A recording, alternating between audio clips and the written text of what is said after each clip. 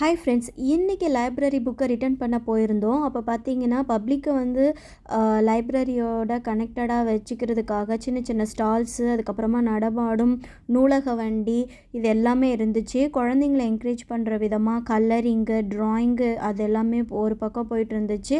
அவங்களுக்கு வந்துட்டு toys, sand art, இந்த கலரிங் பண்ணுறது அந்த மாதிரி எல்லாமே புக்ஸ் இருந்துச்சு. பிளான்ட் சேல் பண்ணுறாங்க, ஃபுட்டு, ட்ரிங்க்ஸு இது எல்லாமே இருந்துச்சு.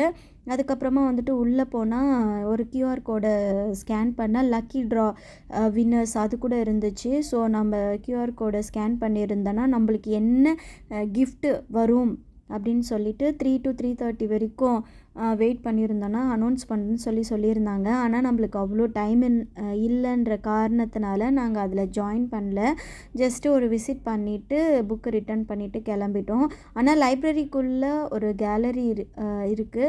ஸோ அதை வந்து நான் வீடியோவில் ஆட் பண்ணலை. சரி, நேற்று அப்படியே உள்ளே போய் பார்த்தா மலேசியா வந்து எப்படி டெவலப் ஆகிருக்கு, அது எப்படி இருந்து எக்கோ சிட்டியாக எப்படி டெவலப் ஆச்சு அப்படின்றது வந்து ஒரு வாலில் ஃபுல்லாக ஸ்டார்டிங்கில் இருந்து மலேசியா எப்படி இருந்துச்சு, இப்போ எப்படி இருக்குன்றத வந்துட்டு ஒரு ஹார்ட் கேலரி மாதிரி ரெடி பண்ணி வச்சுருந்தாங்க. ஸோ அது ஜஸ்ட் ஒரு வீடியோ எடுத்துகிட்டு அப்படியே வீட்டுக்கு கிளம்பியாச்சு.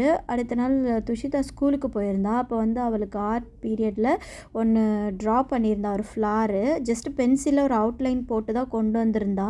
நான் என்ன பண்ணேன், வீட்டுக்கு வந்தோடனே அதை கொஞ்சம் கலர் பண்ணு பாப்பா, நல்லாயிருக்கும் அப்படின்னு சொன்னேன். மேடம் வந்து அவங்களோட கைவண்ணத்தை ஃபுல்லாக அதில் காமிச்சு அவ்வளோ பிரமாதமாக பண்ணியிருந்தா.